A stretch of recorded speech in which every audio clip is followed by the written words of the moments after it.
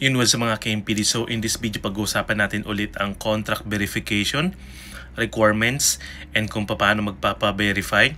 So again, please don't forget to click follow, subscribe. Ayan, follow nyo muna para mapanood nyo yung mga previous videos ko para updated kayo palagi. And of course, kung meron akong bago mga upload, machi-check din po ninyo. Okay? So bago natin pag-usapan yun, so nandito ako sa website ng Migrant Workers Office Dubai and Northern Emirates. Ayan po yung kanilang website. Dito sa website na to, mwodubai.org. Dito sa website na to, nandiyan yung mga OWA, OEC, contract verification, SSS, Pag-ibig. Pwede nyo i-click yung mga details na yan sa website na yan. Pwede nyo ikutin kung anong mga laman yan. Ikutin, pwede nyo i-check guys. So sa pagpapa-verify natin ng kontrata dito sa Migrant Workers Office Dubai and Northern Emirates, pag sinabi natin Dubai and Northern Emirates, nandiyan po yung taga Dubai, sa Sharjah, Ajman, Quen, Ras Al Khaimah, and Fujairah kung dyan po kayo naka-visa. Okay, yung Dubai and Northern Emirates. So unang-una, meron po tayong online contract verification. Yan, sinabi po, online contract verification.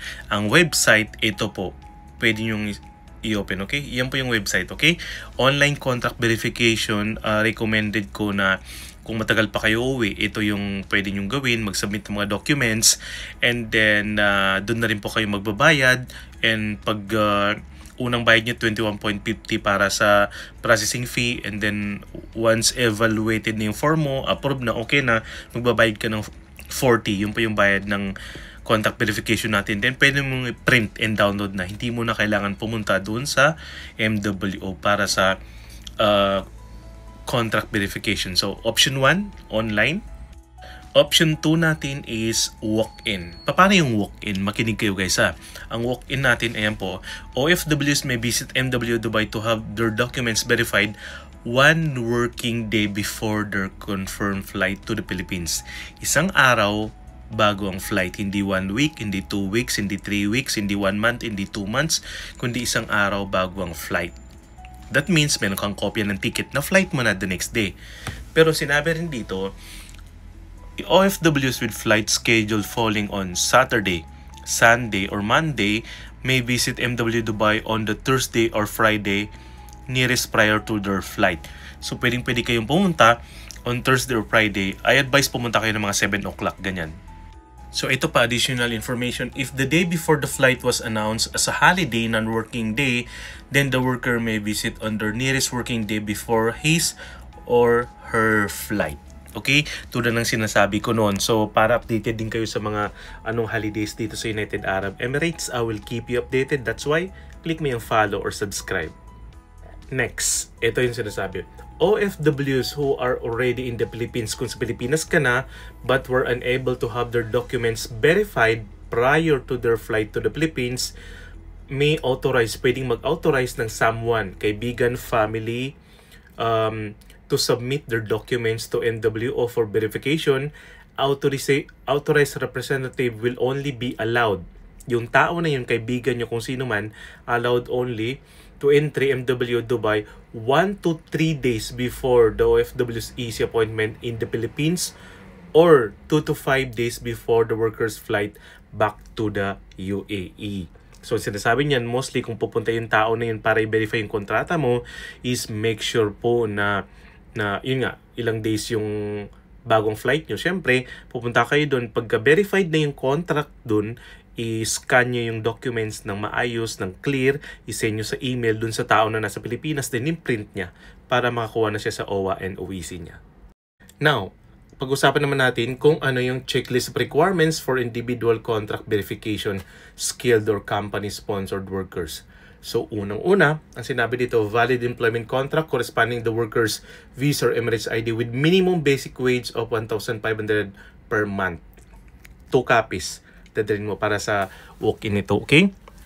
1,500, okay? Ang sabi dito, asan na yun?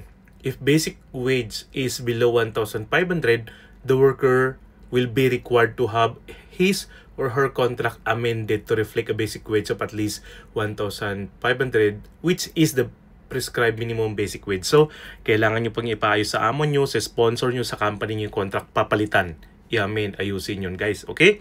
And then you can also, pwede nyo basahin itong mga details na to dito guys. So yun yung una, more contract or prison contract kung na freezon kayo.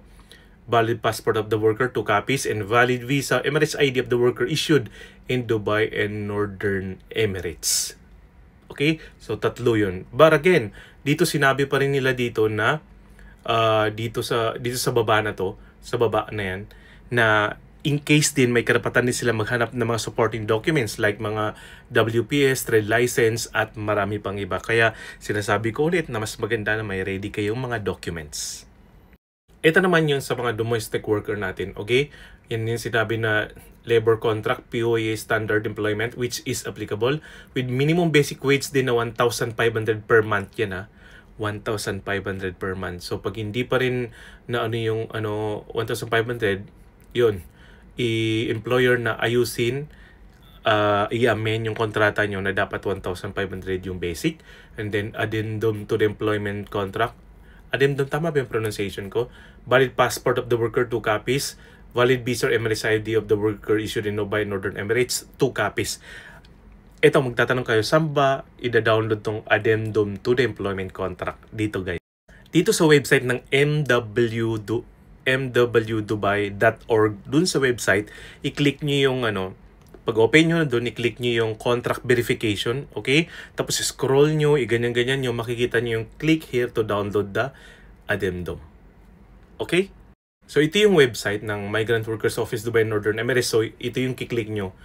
Individual Contract Verification, OEC, ayan, Hiring Filipino Workers, True Tadbir, OWA, SSS Pag-ibig, mga ibang details na kailangan nyo. Again, ito po yung website ng Migrant Workers Office Dubai Northern Emirates. So para updated pa rin po kayo sa iba pang mga OFW related content from time to time, please do check, panoorin yung ibang videos na maaari makatulong sa inyo, and don't forget to click follow para I will keep you updated. God bless. Ayun, may pahabol pala ako guys. Ang babayaran natin sa contract verification is 40 dirhams po. Okay?